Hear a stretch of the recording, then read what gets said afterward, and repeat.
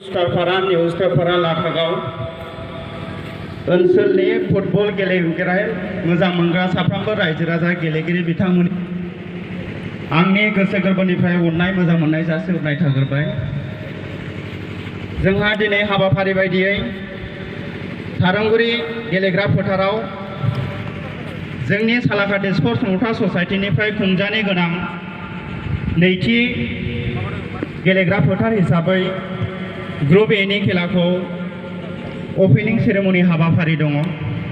दा बे हाबाफारिखौ जों एसेखिनियावनो जागायसिगोन। हाबाफारि बायदियै जोंहा सोरां क्लाब एन्ड लाइब्रेरिनि फिरफिलाजों लोगोसे दरबा गामिनि फिरफिलाखौ बिरहोनाय जागोन। गिबियावनो आं सोरां क्लाब एन्ड लाइब्रेरिनि आरो दरबा गामिनि साफ्रोमबो मावथि बिथांमोनजों लोगोसे साफ्रोमबो रायजो राजा आरो दैदेनगिरि बिथांमोननिसिम जोंनि सालाकाटि स्पर्ट्स प्रमोटार ससाइटिनिफ्राय गोसो गुदुङै अननाय आरो मोजां मोननायखौ सिबिग्रोनाय थाबाय। मानोना बिथांमोनहा जोंनो आरोबाव खनसेबाव देग्लायनि 80थि जौथाइसालि मेम'रियेल जोलुर बादायलायनायखौ सोरां क्लाब एन्ड लाइब्रेरिजों लोगोसे दरबा गामिया बे थारंगुरि गेलेग्रा फोथाराव जोंखौ मोजाङै मोजां खुंफुंनो थाखाय मदद होनायनि थाखाय दा आङो जोंनि सालाकाटि स्पर्ट्स प्रमोटार ससाइटिनिफ्राय गिबियावनो दरबा गामिनि मानगोनां आफादगिरि आरो सोरां क्लाब एन्ड लाइब्रेरिनि मानगोनां आफादगिरि नेहाथारिजों लोगोसे बे ओनसोलनि साफ्रोमबो रायजो राजाफोरखौ मान बावनायजों लोगोसे गांसे आर'नाइजों जोंनि स्पर्ट्स प्रमोटार ससाइटिनिफ्राय बिथांमोनखौ मान बावग्रोनो आखायाव लानाय जाबाय। गिबियावनो दरबा गामिनि मानगोनां आफादगिरि मुस्रि प्रभात ब्रह्म बिथांखौ गांसे आर'नाइजों मान बावनाय जाहैबाय। आरो बेजों लोगोसेनो सोरां क्लाब एन्ड लाइब्रेरिनि मानगोनां आफादगिरि दयाबान बसुमतारी बिथांखौबो गांसे आर'नाइजों मान बावनाय जाहैबाय। आरोबाव बेजों लोगोसेनो सोरां क्लाब एन्ड लाइब्रेरिनि मानगोनां नेहाथारि पुष्प बसुमतारी बिथांखौबो गांसे आर'नाइजों बरायनो थाखाय जोंनि सालाकाटि स्पर्ट्स प्रमोटार ससाइटि नेहाथारि बिथांखौ गुरै खावलायनाय जाबाय। दाना आं हाबाफारि बायदियै दरबा गामिनि फिरफिलाजों लोगोसे सोरां क्लाब एन्ड लाइब्रेरिनि फिरफिलाखौ बिरहोनो थाखाय गुरैयै खावलायनाय जाहैबाय।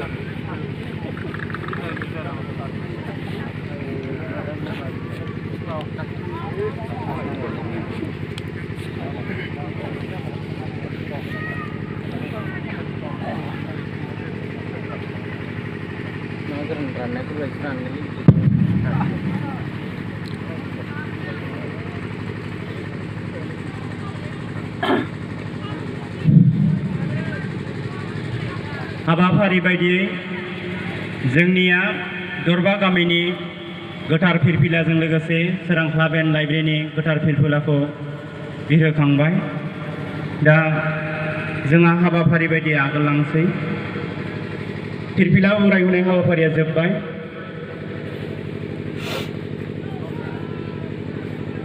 आरो गासिबो आलासि बिथांमोनखौ माबायाव फैफिननो थाखाय गुरै खावलायनाय जाबाय।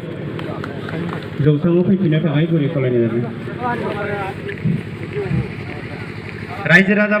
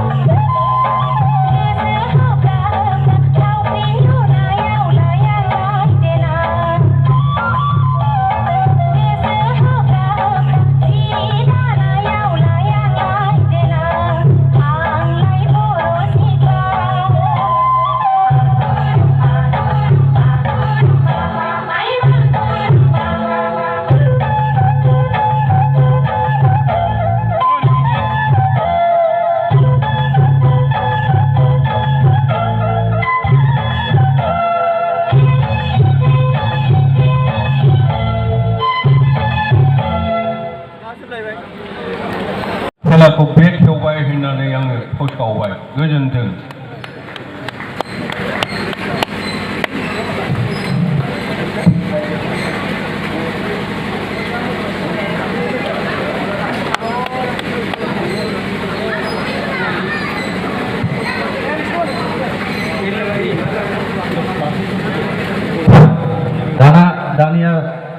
माखासेफोरखौ गाहायसिम थांनानै सिनायथि लाहैनो थाखाय आं गुरै खावलायबाय खेलाखौ बेखेवना होनो।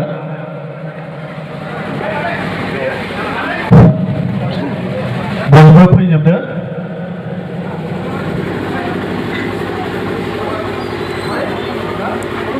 गुबुन गामिनि लिंहरजानाय मानगोनां गारजेनफ्राबो फैजोबदो।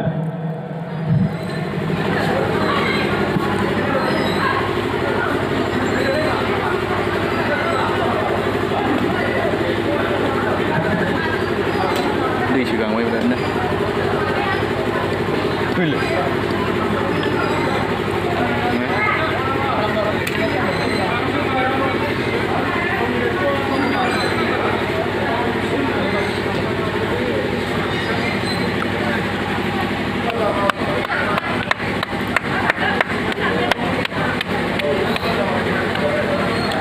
गोजाननिफ्रायसो लानाय जाबायना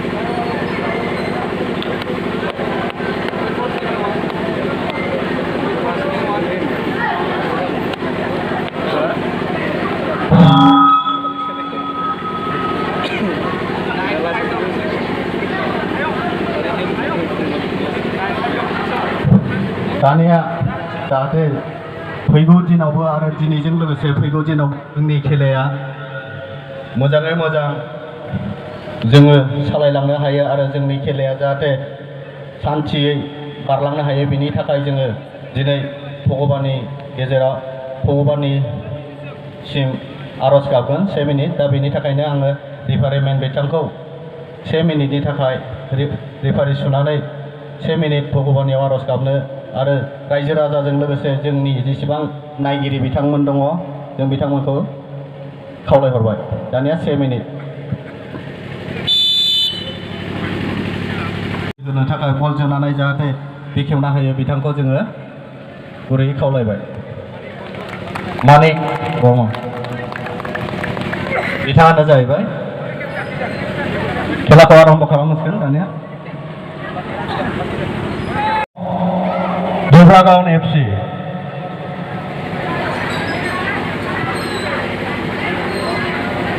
खोलाहा थानायानो जाहैबाय दुब्रागाव एफसि आरो साहा थानाया जाहैबाय बड'सा लाइमोन एफसि सालाकाथि।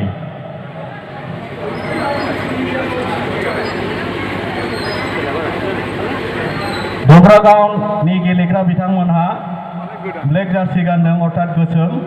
बिनि उनाव बड'सा लाइमोन एफसि सालाकाथिनि गेलेग्रा बिथांमोना गोजा अर्थात हालदिया।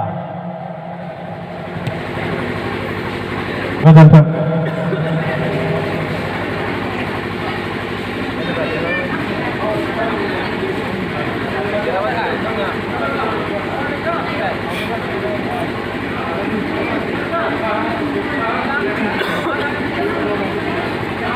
नै बेखौ फोथायसो नंदोंलां फोथायसो नंदों आं नैबे 4 नाम्बारखौ खखाबावलै नैबे